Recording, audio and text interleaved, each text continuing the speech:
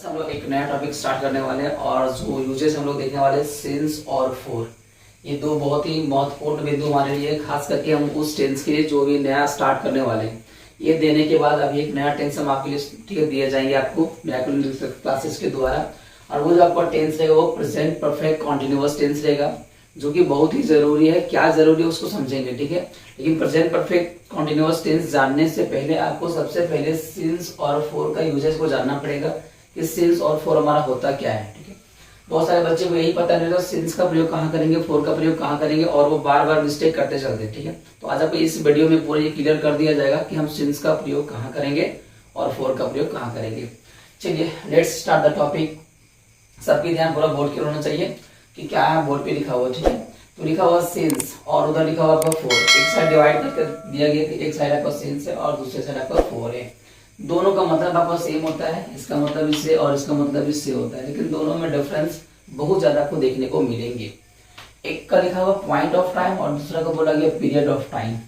Point of time and period of time में काफी difference है। तो पॉइंट ऑफ टाइम को हम लोग बोलते हैं निश्चित समय बिंदु और पीरियड ऑफ टाइम को हम लोग बोलते हैं अनिश्चित समय बिंदु। निश्चित कहने का मतलब है कि जो पॉइंट ऑफ जो से हम बात करेंगे, मतलब कोई भी समय हमारा वो फिक्स होना चाहिए, अनफिक्स की बात नहीं करेंगे।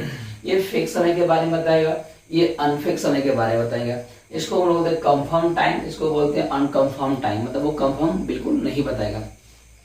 और एक घरेलू भाषा को हम समझ सकते हैं यहाँ पे खास करके कि पक्का पक्की की अगर बात करते हैं, मीन्स अगर कंफर्म समय अगर पक्का पक्की का बात कर रहे हैं तो वहां पे हम क्या करेंगे, सिंस का प्रयोग करेंगे।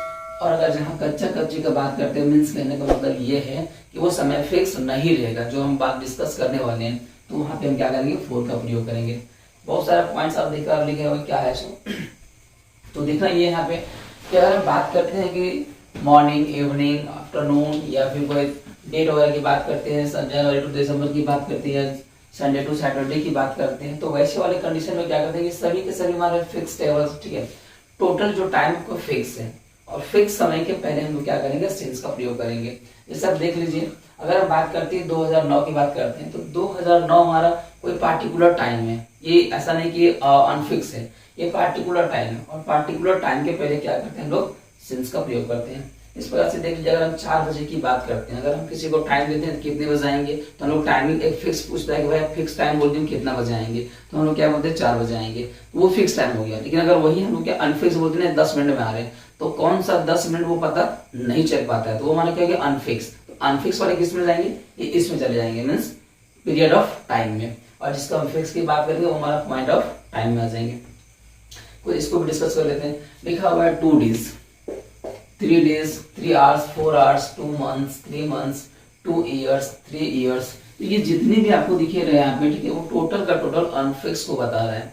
कैसे वो देख लेते हैं। अगर मैं बात करता हूँ मैं सोमवार से पढ़ते आ रहा हूँ, ठीक है, और यहाँ बात करते हैं मैं 2 दिनों से पढ़ते आ रहा हूँ, तो 2 दिन हमारा कौन सा तो वो फिक्स नहीं है। लेकिन अगर हम यहाँ बात करते हैं कि मैं सोमवार से पढ़ते आ रहा हूँ या संडे से पढ़ते आ रहा हूँ, कुछ भी अगर हम टाइम को बोल देते हैं तो वो फिक्सेबल हो जाता है हमारा, लेकिन इसमें फिक्स नहीं होता है। तो ये सिंस और फोर को जानने के बाद ही हम जो अगला टेंस को डिस्कस करेंगे, प्रेजेंट परफेक्ट कॉन्टिन्यूअस टेंस, ये बहुत जरूरी था उस टेंस के लिए।